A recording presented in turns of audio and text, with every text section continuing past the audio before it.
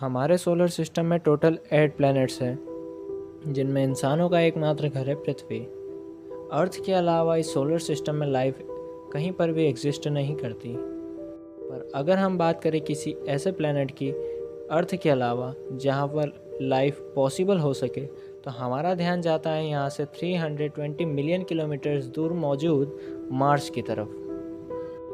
Mars solar system का एक बहुत ही ख़ास प्लैनेट है, जो कि रेड प्लैनेट के नाम से काफ़ी फेमस है। पिछले कई सालों में स्पेस एजेंसीज अर्थ के अलावा हैबिटेबल प्लैनेट्स की खोज में जुटी हुई है। इन कोशिशों में इस सोलर सिस्टम के बाहर कई सारे खास प्लैनेट्स की खोज हुई है। हम बात करें किसी ऐसे प्लैनेट की जहां पर लाइफ पॉसिबल हो सके, तो हमारे दिमाग में नाम आता है मार्स का। पिछले कई सालों में मार्स को और बेहतर तरीके से जानने के लिए कई सारे मिशंस चलाए गए हैं। जब बात होती है मार्स की, तो हमारे मन में कई सारे क्वेश्चंस आते हैं, जैसे क्या मार्स लाइफ पॉसिबल है या हो सकती है? मार्स पर पानी है? क्या मार्स पर पहले भी लाइफ एग्जिस्ट कर चुकी है? और साइंस के पर्सपेक्टिव से ये प्लैनेट इतना इम्पोर्टेंट क्यों है? इस तरह के कई सारे क्वेश्चंस हमारे दिमाग में आते हैं। तो दोस्तों, आज का वीडियो प्योरली बेस्ड है मार्स के ऊपर। आज इस वीडियो में हम मार्स से जुड़े कुछ सवालों का जवाब ढूंढने की कोशिश करेंगे। वीडियो शुरू करते हैं। अच्छा, वीडियो में आगे बढ़ने से पहले हम मार्स के बारे में कुछ फैक्ट्स पता कर लेते हैं। Let's get to know. Fact number 1, Mars हमारे सोलर सिस्टम का 4th नंबर का प्लैनेट है और मर्क्यूरी के बाद सबसे छोटा प्लैनेट है। फैक्ट नंबर 2, मार्स को अक्सर रेड प्लैनेट कहा जाता है। इसका कलर रेडिश इसलिए है क्योंकि मार्स की सतह पर आयरन ऑक्साइड, या हम सिंपली कहें तो पूरी सतह पर रस्ट फैला हुआ है। इसके कारण इसका कलर रेडिश दिखाई पड़ता है।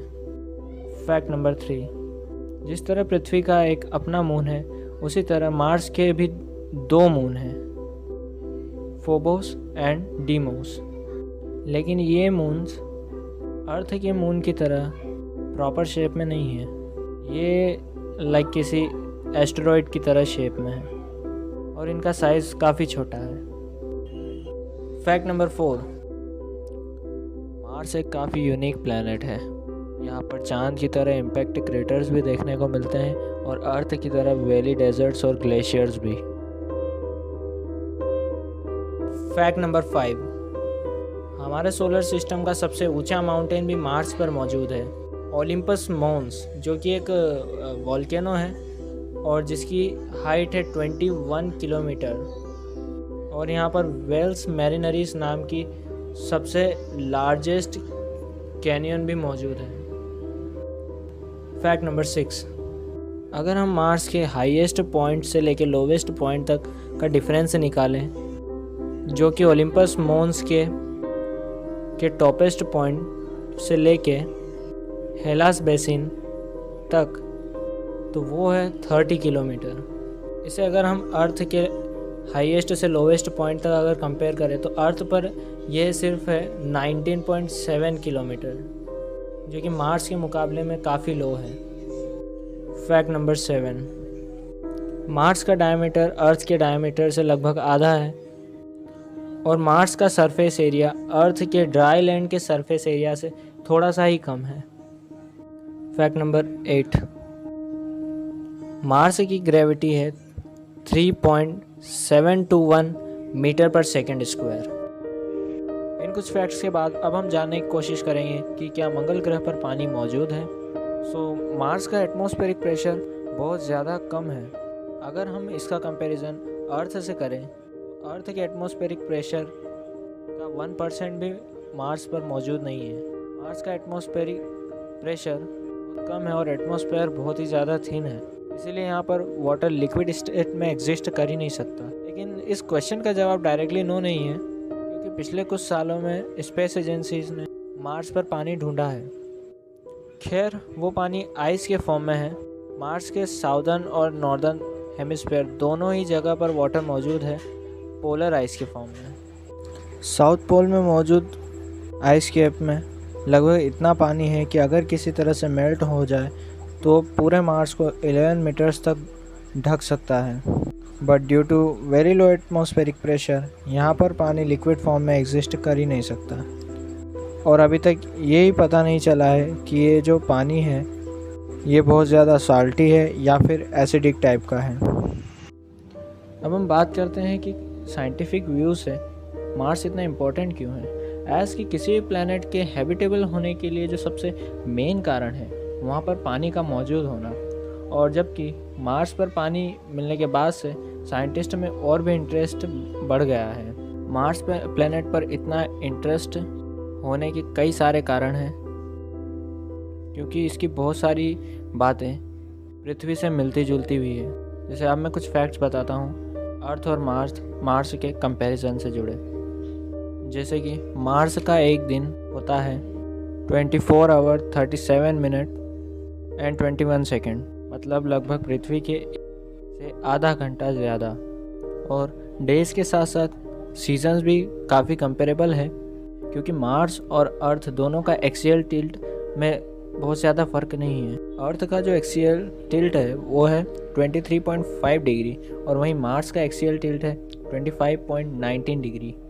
इसके अलावा मार्स का हाईएस्ट टेम्परेचर भी अभी तक का 35 डिग्री सेल्सियस ही है, लेकिन मिनिमम टेम्परेचर की बात करें तो वो है -143 डिग्री सेल्सियस। इसके अलावा मार्स के एटमॉस्फेरिक कॉम्पोजिशन की बात करें तो इसमें 95% से ज़्यादा कार्बन डाइऑक्साइड है, 1.93% आर्गन है, 1.89% नाइट्रोजन है और 0.146% ऑक्सीजन है। कुछ मात्रा में वाटर वेपर भी मौजूद है। इसके अलावा नियॉन, क्रिप्टॉन, जेनॉन जैसी कुछ गैसेस। इसके अलावा मार्स का एक साल 686 अर्थ डेज का होता है। इसके अलावा और भी कई सारे फैक्ट्स हैं, कंडीशंस हैं जो अर्थ के सिमिलर हैं, पर फिर भी थोड़ा बहुत फ़र्क भी हैबिटेबिलिटी के लिए बहुत ज़्यादा अफेक्ट करता है।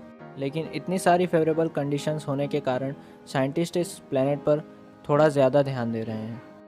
खैर, मार्स पर पास्ट हैबिटेबिलिटी के लिए तो कोई अभी तक ठोस एविडेंस मिला नहीं है, लेकिन नासा के रोवर द्वारा कुछ ऐसी इमेजेस पहुंचाई गई है जिसमें फॉसिल्स लाइक स्टोन जैसे स्ट्रक्चर हैं। और इसके अलावा और भी कई थ्योरीज भी आई है जिसमें बताया गया है कि मार्स पर एंशिएंट टाइम में लिक्विड फॉर्म में वाटर था और लाइफ माइक्रो ऑर्गेनिज्म के फॉर्म में थी। इसके अलावा अभी तक कोई ऐसा एविडेंस नहीं है जिससे पता चले कि मार्स पर लाइफ पहले थी। तो मार्स पर पहले भी जीवन था, ये तो अभी प्रूव नहीं है, पर आज की वीडियो से आप ये तो लगभग समझ ही गए होंगे कि फ़िलहाल कंडीशन में मार्स पर लाइफ एग्जिस्ट नहीं कर सकती, क्योंकि अभी के समय में मार्स पर जो बेसिक नीड है वाटर, ऑक्सीजन, वो भी अभी तक नहीं है। लेकिन फ्यूचर में मार्स पर लाइफ एग्जिस्ट करने के लिए मेगा सिटीज़ के बारे में हमको जानने को मिलता है, जिसमें आर्टिफिशियली क्रिएटेड एनवायरनमेंट हो, और ये सब भी पॉसिबल होने में काफ़ी लंबा टाइम लगने वाला है। और हो भी सकता है कि फ्यूचर में मार्स पर लाइफ पॉसिबल हो, लेकिन अभी के टाइम में तो बिल्कुल भी नहीं। सो मार्स जियोलॉजिकली तो एक डेड प्लैनेट है, लेकिन प्रेजेंट टाइम में जो मिशंस स्पेस एजेंसीज के द्वारा चलाए जा रहे हैं वो ये पता करने के लिए है कि मार्स की पास्ट कंडीशंस कैसी थी और क्या उसमें फ्यूचर में लाइफ एग्जिस्ट करने के लिए पोटेंशियल है या नहीं। ये टॉपिक काफ़ी इंटरेस्टिंग है और आज की वीडियो में बस इतना ही। आज की वीडियो से आप मार्स की प्रेजेंट कंडीशंस तो समझ ही गए होंगे लगभग। अगर आपने इस वीडियो से कुछ सीखा या अगर ये आपको वीडियो अच्छा लगा तो प्लीज़ वीडियो को लाइक करें, चैनल को सब्सक्राइब करें और इसे शेयर करें। Thanks for watching.